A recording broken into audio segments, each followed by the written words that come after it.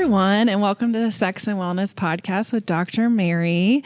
Today, I am here with Hayden Rosado. She is a licensed mental health therapist here in Austin, Texas, and works at Bloom Therapy. She also has her own podcast called Evergreen RX, so we will link that in the captions below. But thank you so much for coming today. Yeah, thanks for having me. Yeah, I wanted to have you on so we can kind of talk a bit about body positivity and its relation around sex and just kind of day to day, because there's a lot of shame and guilt, especially with women and their bodies these days. And so, yeah, I'm excited for you to be here. So we're just going to go ahead and jump right in and just talk about a few things. So one of the biggest things is that I have a lot of people coming in wanting to be more confident in their bodies and learn about their bodies and just feel strong again. And I know that a lot of things that limit people, especially women or people with vaginas, are dealing with a lot of discomfort in their bodies due to shame and guilt for a variety of reasons. One of which are these impossible beauty standards that we live by, right? I'm constantly getting ads for needing to do Botox, filler, lose the cellulite, snatch waist, this, and this. And eventually you get to this point where you're just like, you're not enough, right? You're just, and it's just never ending. You're never enough because that's a multi-billion-dollar industry. Yeah. And the more that we feel this, the more money that's made. Do you get what I'm saying? Yep. And so one of the biggest questions I have is what are some steps people can make to just feel comfortable in their bodies regardless of these standards? Yeah, so it's a great question because the beauty industry, like you're talking about, it is always a moving goalpost. Like it doesn't matter what you're doing. It's not going to feel like enough in most cases unless you have like through the roof body positivity, which is great. But even if you look like the ideal standard of today, you could probably pull most of the women that look that way and they wouldn't feel like they do. Oh, totally. So it's just a endless game and cycle. So I hear what you're asking, kind of what we're trying to think about is like, how do you get off of that hamster wheel? Like, how do you just kind of remove yourself? Which, I mean, isn't that like the $1 million question? But it's really the first thing I think about, and this is just kind of like pragmatic and simple, and I don't typically like work this simply, so we'll probably get into some deeper parts of it too. But first thing I think about is becoming aware of like the media that you're consuming and how it's making you feel. So thinking about the people you follow online. I love where you're going with this. I'm obsessed. Keep going. Yeah. And the magazines that you look through or publications that you like to read, things like that, and start to notice what you walk away from engaging with that material and how you're feeling. And it can be really hard to disengage, to unfollow the people that you don't want to see that just make you feel bad about your body, or there's something that just hits on those sensitive points. But it can be valuable to just even start examining. And I say this knowing the caveat of we can't control all of the media that we consume. There's still billboards. There's going to be ads that are targeted towards you. There's movies you're going to watch that have certain body types in them and you don't see other body types, or you just don't even if it's something you identify with, you don't like the way it's being sexualized in the content that you're seeing or the way it's being talked about. So I get that we only have so much control, but I think it's a good place to start so you can start to notice the things that really hook you in particular.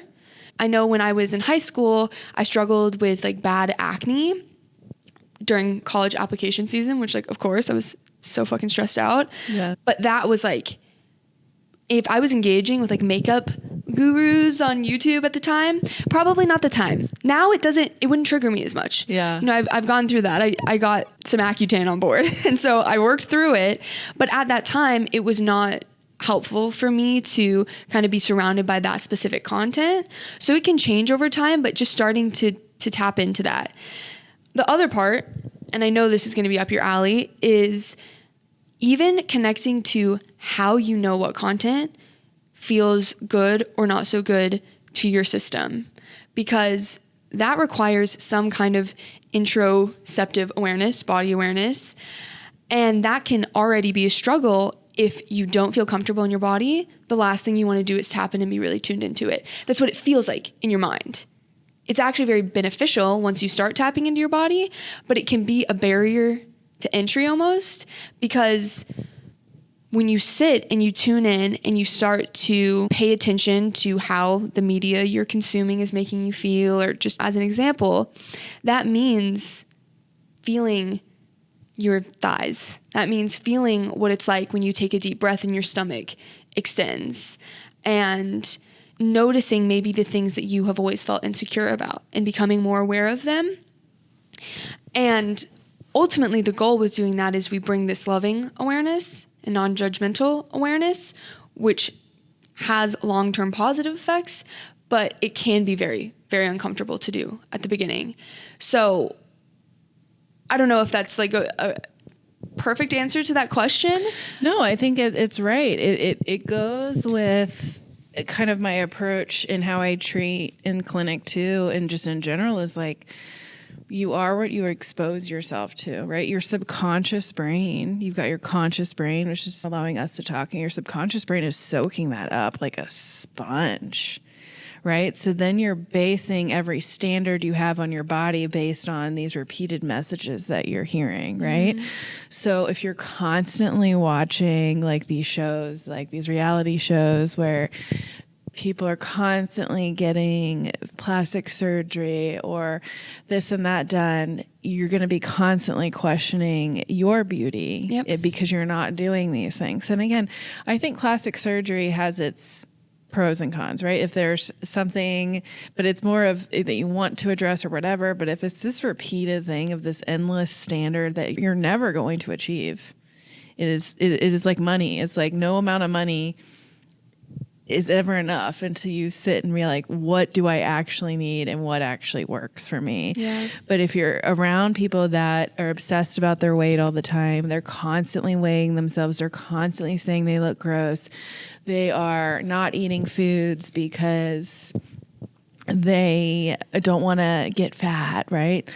And if that's your whole inner circle, it's like, that's hard. That is such a good point too, because it is not just the people we see online or things like that. It is the people we are directly around and spending time with. Yeah. It can be the industry that you work in too. 100%. Certain industries are going to be harder. If you work in advertising, how much are you going to avoid it? Or if you work in a beauty related industry, it might be part of the conversation a lot more.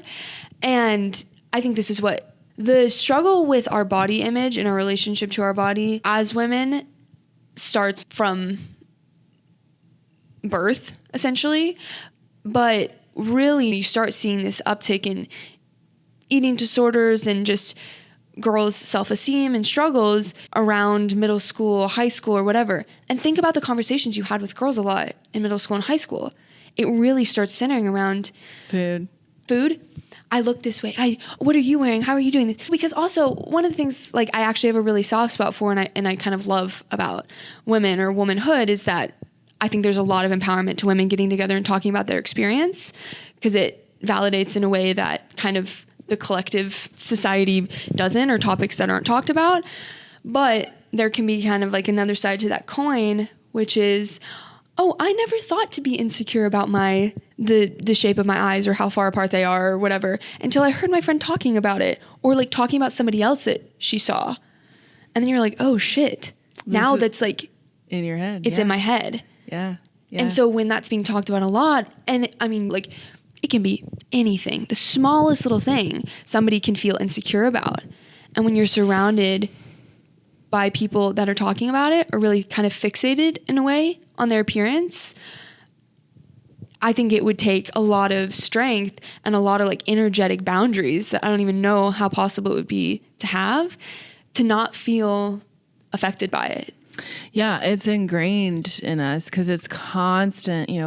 Before we just hopped on here, it was, just thinking about even just in Hollywood, the way that women are talked about and men are talked about. Like, I don't know what celebrity it was, but apparently they lost too much weight, so now they don't have an ass. And it's like, oh my God, you were just bitching that she was fat 5 seconds ago.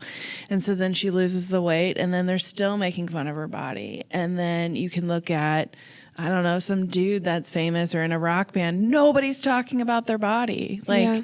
they're just not, unless it's Imagine Dragons guy. He like takes a shirt off and I was like, oh my God, he's so hot, blah, blah, blah. But the point is that it's not talked about in the same way. So then those subconscious things then affect us. If they're like, oh, well, they're talking about her that way, people must think that about my body. Well, yeah. And also, what's the whole point of why things are structured that way?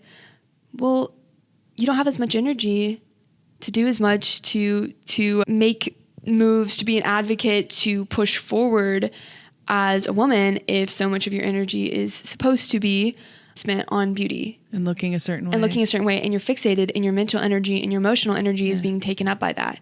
It is just a way to oppress. It's obsessive. Yeah, I've struggled with body dysmorphia my whole life. And mine flared up after cancer treatment because I just started putting on weight. And at the time, I look at pictures of myself, I'm like, oh my gosh, I was thin at the time, and I thought I was disgusting. And then adding on losing your hair, and then I was packing on the pounds. It was nuts. And this sounds crazy, but that was actually more of a mind fuck than cancer, which then I was like, oh my God, this is even more messed up than I thought it was. Yes, because we are so intrinsically connected to our identity, and the way that we look is like the biggest part of that. Yeah. I've had long blonde hair my entire life. Yeah. If I cut my hair, even cut it, like didn't lose all of it, I think I would have a really hard time for a little bit adjusting to like, who am I? Like, who the fuck is Hayden without this hair? That's insane. Mm-hmm. It's just hair on my head. Like, it doesn't actually make up. When I know you like to incorporate some of the more mind, body, and Eastern connection and kind of some of the more spiritual aspects of this, it's like, that has nothing to do with my soul or my essence. Mm-hmm. But there is a huge struggle. I've struggled with this. I have clients that struggle with this. Like, everybody knows this experience of being like, I don't know who I am. Like, I don't actually know what it means, like, to be tapped into my inner compass, my essence. Part of that is what we're talking about, which is feeling embodied, connecting to your physical sensations, because we have so much information that comes through that channel that we don't connect to. But also, part of it is disconnecting, disidentifying with all of the external appearances, also career, things like that.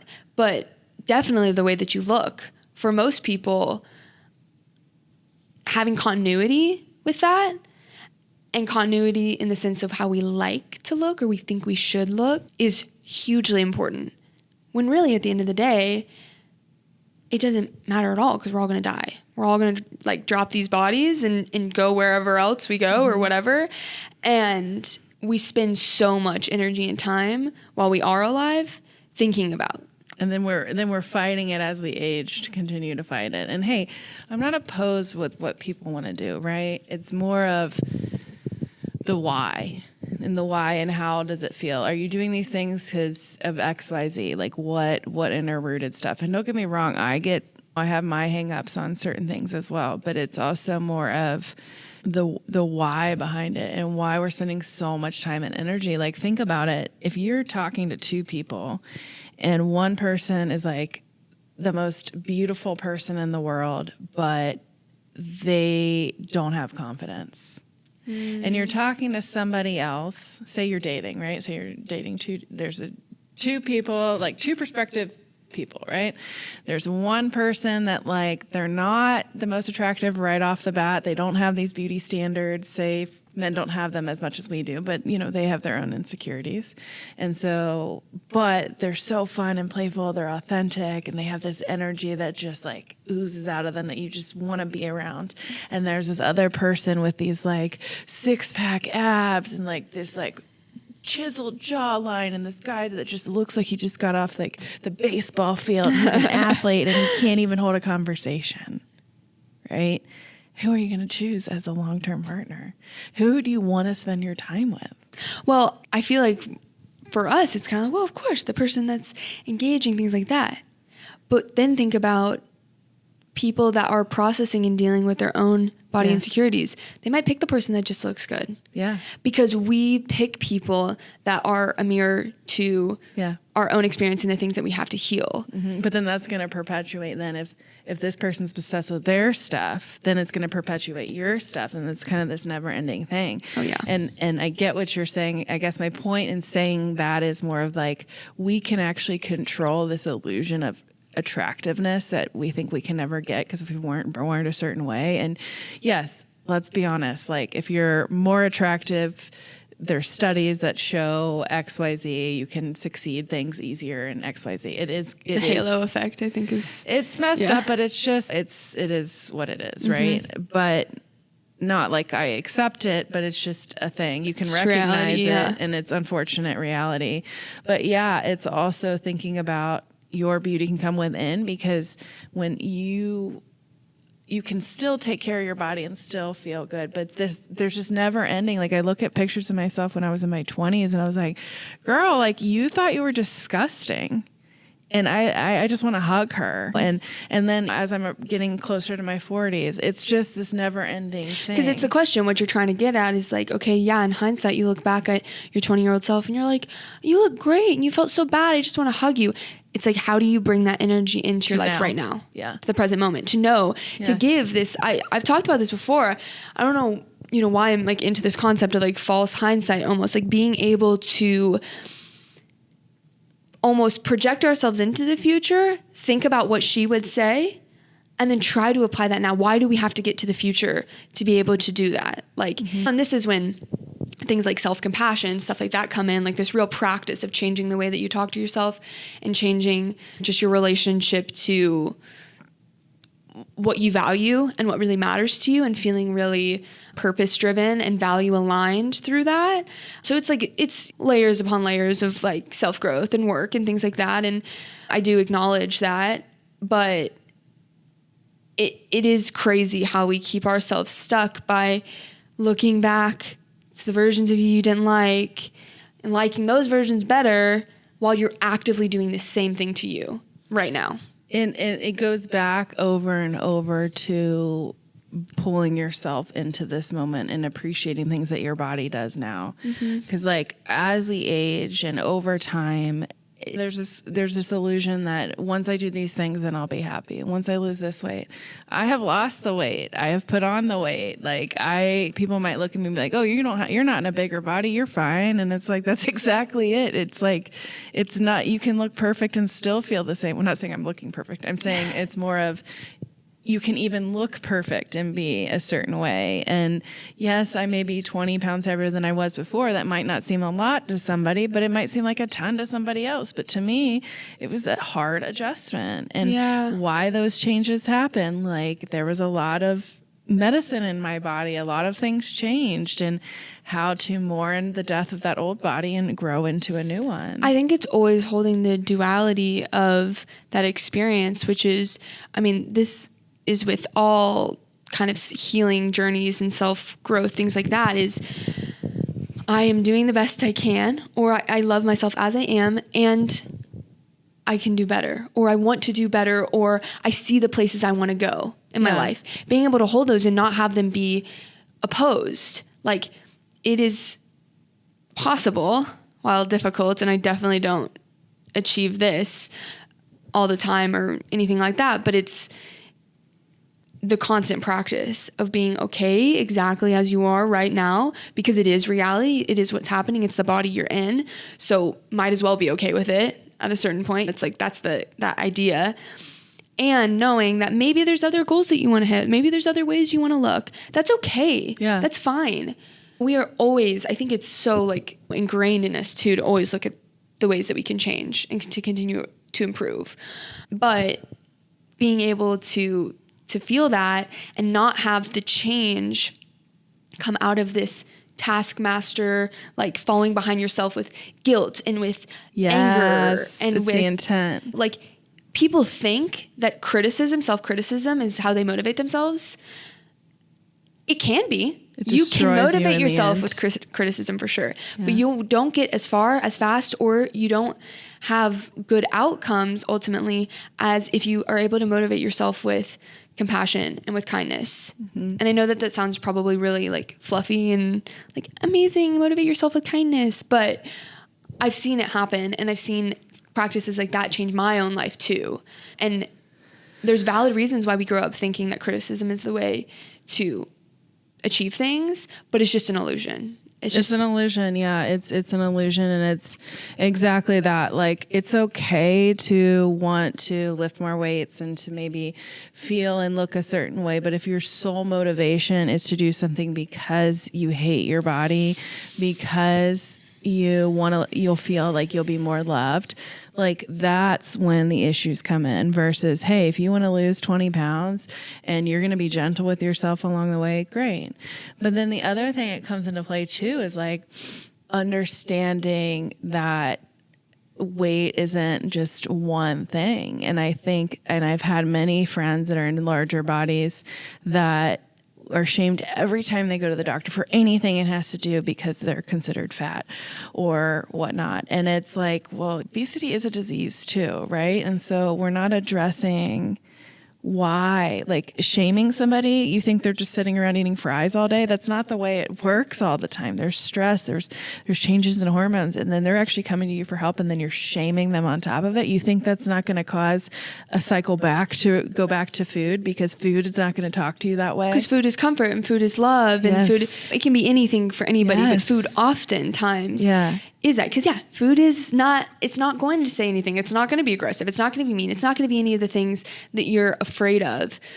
And I think that's such a good point, because kind of that mind-body connection too, trying to lose weight out of fear, out of self-hatred, out of shoulds and has to, and masturbating yourself. I don't know if you've ever heard that. Masturbating? Shoulding yourself and masturbating.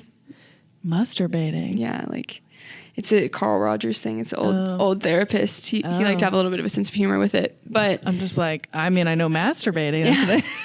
That's what he's like. I think he's trying to like poke a little bit of fun. When we do that, it's usually counterintuitive, because we get that little inner rebel that's like, I don't want to do that now because I feel like I should.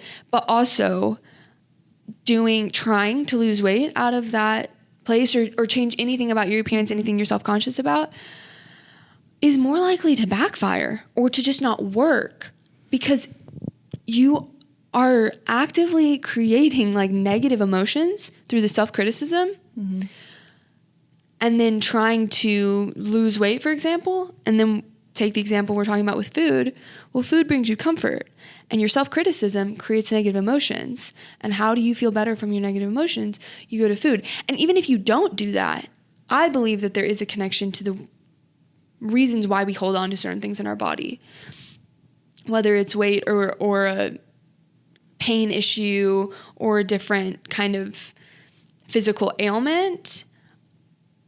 I think there are reasons that our body kind of presses those buttons or holds on to certain things to try to get us to listen. Yeah. I think everything is a symptom, right? And so if you find that there's different phases of life, especially as we approach perimenopause, a lot of this stuff comes to the surface, right? Because, oh my gosh, our bodies are changing. It's hard. Certain areas are softer, and some you're gaining weight in different areas, and then it can bring up a lot of this, right? And so how can we just kind of, it goes to this, is like bringing it back to just trying to be more gentle on ourselves as we approach this phase in our life. And there's so many things that can actually be done to help you. And actually the shame and guilting yourself is actually potentially going to worsen your weight gain, because it increases cortisol. Then you crave these foods. And so it actually can almost backfire. So then it's more of, hey, let's just think of this kind of like independently of itself. A food is objective, right? And compare this to money. Tell me one person that hasn't worked on their mental health and they just focus on fear with their money. No amount of money is ever enough. And I know this because I've worked with people of all different types of financial backgrounds, and it's the same thing. Oh, I'll feel better when I'm here. I'll feel better when I'm here.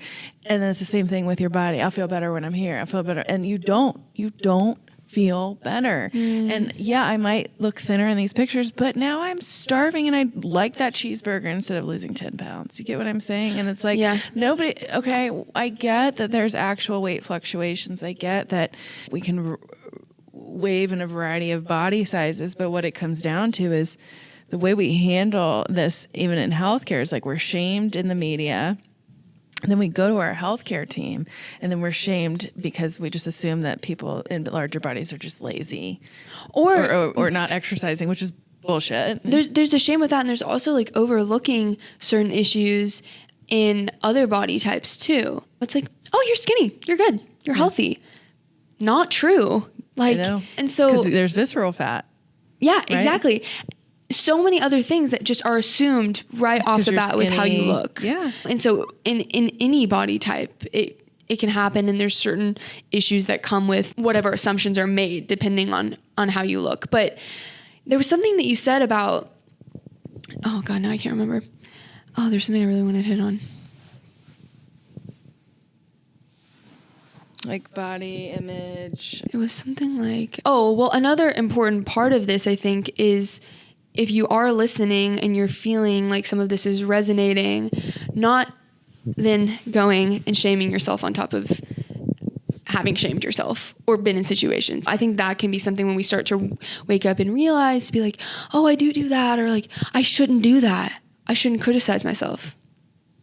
And then we're back in it, because it's this damned if you do, damned if you don't thing. It's like, I know I should love my body, and just take the word should. Yeah, exactly. I know I should love my body. That has never made anybody love their body in their life. Like, there's other things, and I sound like a broken record when I bring up therapy, but I'm sorry, I'm biased. I have personal opinions on how it can help, and even if it's not therapy, even if it's a supportive friend or coach or taking to your journal or something like that, I think there's value to kind of digging deeper on why these things are hard for you, especially if it's something you've dealt with and you felt like you're stuck in like a loop with it. There's something else going on. It's not just you. It's not about your willpower. It's not about what you're just predisposed to deal with for the rest of your life. Like, there's something else going on where looking a certain way or having a certain level of negative self-talk is the best that your body and your mind can do for you right now.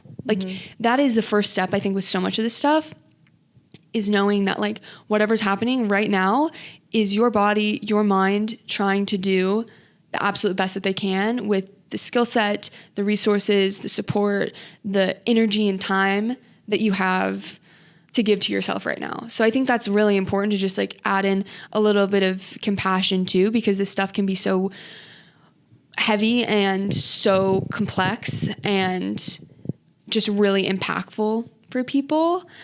And so kind of like bringing in just a little bit of mindfulness right now to the fact that what you started off talking about, the whole industry in general, is not meant to be helpful. It's meant to be hurtful. It's meant to keep us stuck.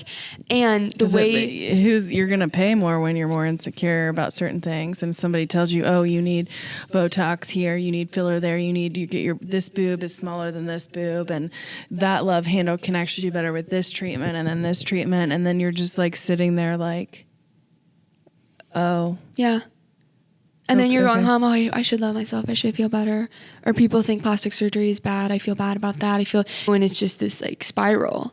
And then it goes down to, And it's like, it's a shame on both ends. Like, then if you do plastic surgery, then you're shamed that you do it. And it's like, well, what if you had an accident or you were, had something on your face that you'd like to be removed or whatever. Okay. Well, like, I mean, I'd probably do, like, if there was something that was really bothering me that was like structural and I was like, okay, well, maybe I'd do it. I don't know, but I'm not going to judge somebody else for that. Yeah. And it's more of, when I see people repeatedly doing it, I don't judge. I think more of, dang, like, hopefully they'll figure out one day that isn't their value. Like, I want you to see that you have this ability to be your authentic self, but the world that we live in has hindered that, or the culture that you've grown up in, or the people that have been surrounding you have kept you small to think that your whole value is how you look, because it's there are many, many, many, many beautiful people in this world, and everybody can perceive beauty in different ways. And so, and there's also so much, like, even like beauty is such a larger term too than just talking about how people look. Like, there's a lot of beauty in the world. One of my top values that I learned at some point in college, and I was like, I didn't know this was a value, was like appreciation of beauty and excellence. Mm-hmm. And that's in so many things.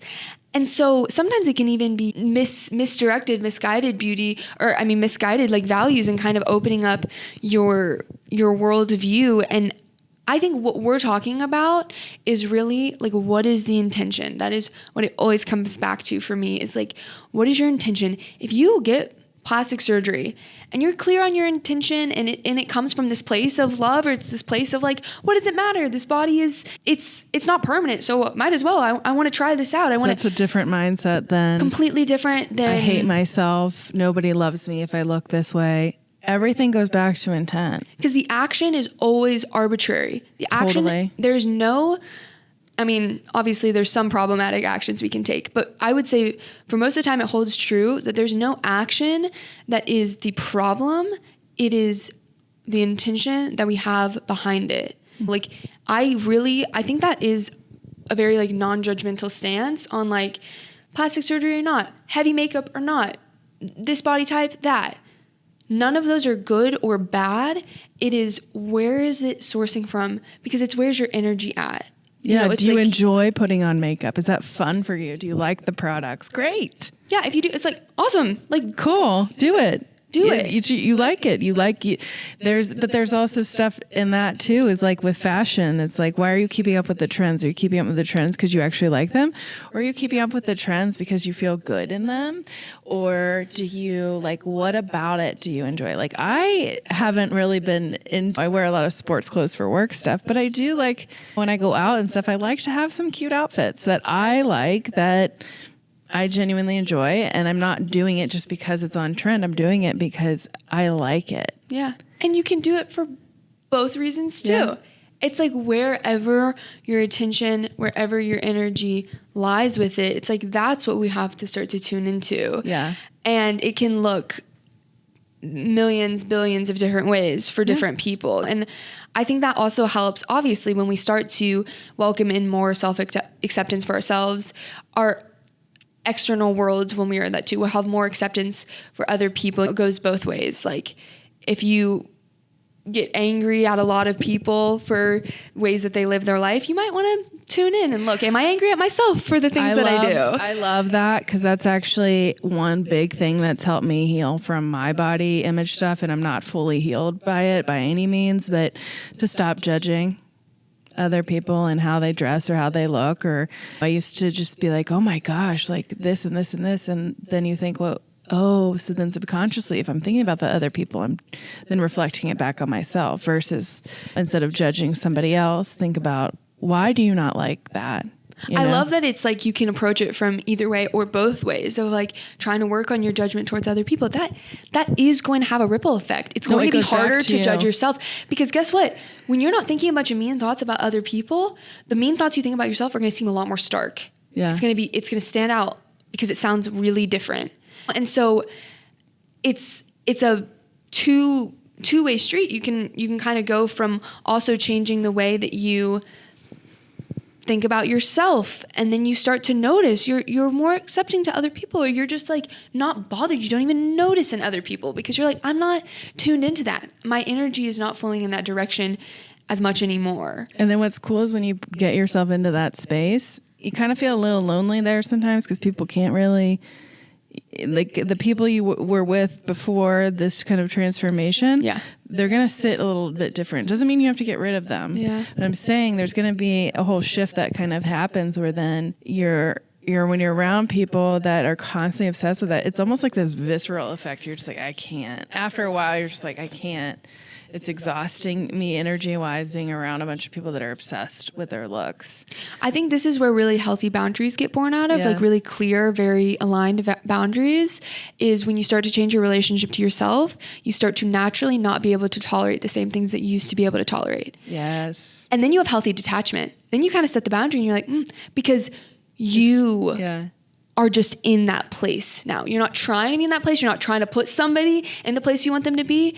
It just starts to be something that you don't tolerate as much. Well, you're coming at it from a place of love with yourself. And then when you have that love, then there's an abundance of love. There's an abundance, right? And so then things don't bother you as much. Like, sure, breakups and these things are still hard, but hey, my body reacts a certain way around, I become more exhausted, or this and this and this, or this person can't meet those needs or not physically capable of doing it. Either emotionally, maybe they don't understand the value in it or whatever. And it's like, okay, well, that I know how much that affects my health and my body. And so I'm going to walk away, and that's hard, but I'm trusting that there's somebody or a new friendship or whatever out there that is actually going to come back to me that meets me where I'm at now. And that is going to feel really good. I love that you brought up trust too, because I think going back to the whole kind of theme of this episode, what we're talking about here with just beauty standards and your relationship to your body and being able to kind of accept yourself and things like that. I think that there is a lot of trust that kind of gets drawn on or called on when you kind of start on this journey or whatever part you're at, because you have to trust, like, if your body is changing, as women's bodies change so much, and me being in my 20s, like, I'm like, my body has a lot of changing left to do. Yeah. It feels like I've been in this body for a long time since I hit puberty, and it kind of gets like to little stagnation for a while. You settle into a body type and you're like, this is me. This is how I look. Mm-hmm. But I know that it will change more. And I have to have trust and faith that I can weather those changes. I can work with myself and whatever I need at those different points. Maybe it's changes that I want to make in my exercise or my diet, not to look a certain way, but maybe certain things felt better when I was 18 versus when I'm 30 or something like that. And that can be a hard part that we get caught up on, is being able to trust that you can handle what's happening. And as you start to treat yourself with more kindness, things will start to shift. Maybe if you have been really strict with your diet before and you decide, you know what, now that I'm being more kind to myself, like, this diet doesn't feel super loving, I'm going to eat a little differently. I'm going to start incorporate different things. It takes a lot of trust, because you're going to have a reaction. Yeah. It's going to change things. Yeah. Because I was like, oh my God, I'm so pressed on being this one weight. And then it's like, okay, but I was restricting real hard. And so naturally, as you unrestrict, right, your body's going to change. You're going to fill out a little bit more, or maybe not. Who knows? But it's also like, okay, how can you love yourself and your body right now? Because ultimately, like, even when I was in my 20s, like, and I looked a certain way, I didn't appreciate it, right? And so it can be easy for people to maybe even just hear, oh, she's in her 20s, she doesn't get it, right? And it's like, that's actually not the point. The point is more that none of us are ever getting to this point of acceptance until when it's based on fear or negativity. Yeah, because go survey your grandma or any 80, 90-year-old you've ever been around. A lot of those women will probably say that they still struggle. Mm-hmm. And that's crazy. Like, that is so heartbreaking. But it's like, we imagine that you get to this point or this weight or this way that you look or whatever, and like you're saying, yeah, then you're good. I'm good. I'm there. I'm happy. You're not. You're not. Well, and then kind of one of the last things to touch on is just more so too, like, when you're in that, and think about the emotional real estate that it takes, right? So think about your brain right now, and think about how much time is consumed obsessing about your weight. I remember when I actually really started getting help with it was when I couldn't stop. Everything. I was obsessed. I was like, oh my God, I want to look that way. Oh wait, maybe that way. Maybe I shouldn't eat this. Should I calculate those calories? This. But those jeans, I couldn't buy those jeans. Maybe I could buy those jeans because then I'm going to fit in them in 3 months after I do this program. And then I'll be able to take some pictures, and then I can do this, and this. These are actual thoughts I had and still continuously have, but they're less and less. that takes up so much energy. This is going back to what we were saying at the beginning, which like to really zoom out to like big picture stuff is like, not only does the beauty industry or whatever make a lot of money, but this existed long before mainstream advertising and big products, big companies like that, because it is a form of oppression. You spend so much time thinking about this, so much emotional energy, so much weight. Mm-hmm. So it knocks down like your power a little bit. And this is not like, this isn't blaming. I mean, because this shit exists outside of us. Like we didn't, I mean, not outside of us, but we didn't create it. Like I'm not trying to blame anybody, but it is. It's a systematic thing, right? You can point at one person, but it's like this cog in the wheel of this ultimate. Yeah, there's different ways to be just obsess and just nonstop, and it benefits certain people. Yeah, I mean, that's you why just the don't Victoria's have the Secret bandwidth for other things. I talk about the Victoria's Secret documentary. Have you seen it? Yes, the angels and what is it called? Yeah, it's just the Victoria's Secret documentary, and then I looked back and I was so mad because I was like, this damn dude, for people that haven't listened to it, Victoria it was some dude in Ohio, this old man, and he just like cashed in billions on the insecurities of women. And I got so mad when I watched it because I was like, oh my gosh, I remember watching those shows when I was in 8th grade with my muscular thighs, thinking I was too fat, and then I'd get sad and eat ice cream and then feel worse about myself. And then people were talking about it the next day about the Victoria's Secret fashion show, and then you go back and you're like, oh my gosh, this is all deep rooted. And again, yet Jeffrey Epstein and like all of these things, and I was so angry that this was put on me because of greed and sex trafficking and like all these things. And when you think about it, I'm like, oh my gosh, I was so mad. But then now I'm still dealing with the subconscious effects from it, right? And when you can look at it so objectively like that, you get mad. And like let yourself get mad too, because that can be powerful to what's on the other side of anger. Sometimes it is that empowerment. It is that energy that makes you want to get up and go and change things, even if it's just for your own life. So it's like kind of feeling mad too. I know it can be very easy to be like, oh, the patriarchy, like, or Victoria's Secret, like, damn these guys. And then kind of like write it off a little bit because you're like, I can't do anything about it. Like I don't want to be like the mad, like angry woman or something like this, whatever. Like totally. the there's feminist that too. Prototype, the angry feminist. The angry feminist. But I think that there is value in taking a little bit of time so that you can also cut yourself a little bit of slack too for the struggles that you might have existing within this setup, and like bringing in some real acknowledgement about like, there's deeply personal things with our body, and there can be things related to trauma and our own unique experience. And then there's also deeply impersonal things that have been acting on us and influencing us and programming us since before we were even conscious that it was happening. Yeah, I think people aren't even as conscious of how much it's happening all day, every day. And what it kind of goes back to, I think kind of in summary of what we're saying is when you're doing things, are you doing them based on fear or shame or guilt, or are you doing them because you feel good about it, or you're doing it, like what place are you coming in with it? Yep. And then if you feel you just can't get out of this cycle, look inside your social circle, look inside what you're watching on social media, look inside the things you have control over. And then you can start looking and being like, ooh, that doesn't feel good. That feels good. You don't even have to change anything. All I ask is observe. Mm-hmm. Just observe how you feel when you look at certain things, because I follow certain people on social media that will be like, hey, this is actually what people post on social media, and this is what my belly really looks like. And I'm like, hell yeah, we've got a real body right there. Yeah. Because some of these and just even understanding that a majority of the stuff you see on social media actually aren't even real bodies. There's Photoshop now, even in videos. And so there's that too. And even just while I'm sitting here, I'm checking to see how I look in the camera and all these things. It's never ending, but then it's like, okay.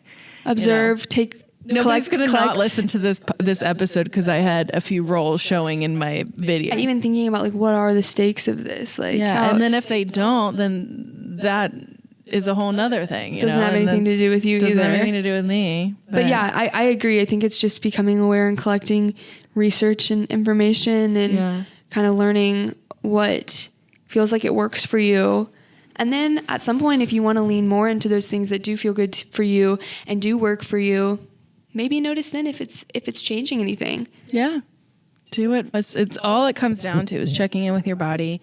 Am I approaching this out of fear or abundance? And am I approaching this out of fear, shame, or guilt, or abundance and love? And I almost can guarantee you, if you're doing things out of abundance and love, it pays off in the long term. Sometimes maybe not right away, but it comes back around. Yes. It's just kind of how the world works. But thank you so much for coming. We'll tag your podcast in the episode. And I appreciate you coming. And you guys might notice a different setup. The building that I rent, the lights were flickering. I guess there was some electronic issue going outside the building. So we went into the spare room, which actually kind of lighting worked out okay. Yeah. So, fun. Mix it up. Yeah. Because otherwise it would have been beep, beep, beep. And that's not fun. So. Yeah. All right. Well, thank you so much for having me. It was great. Of course. Yes. All right. We'll chat soon.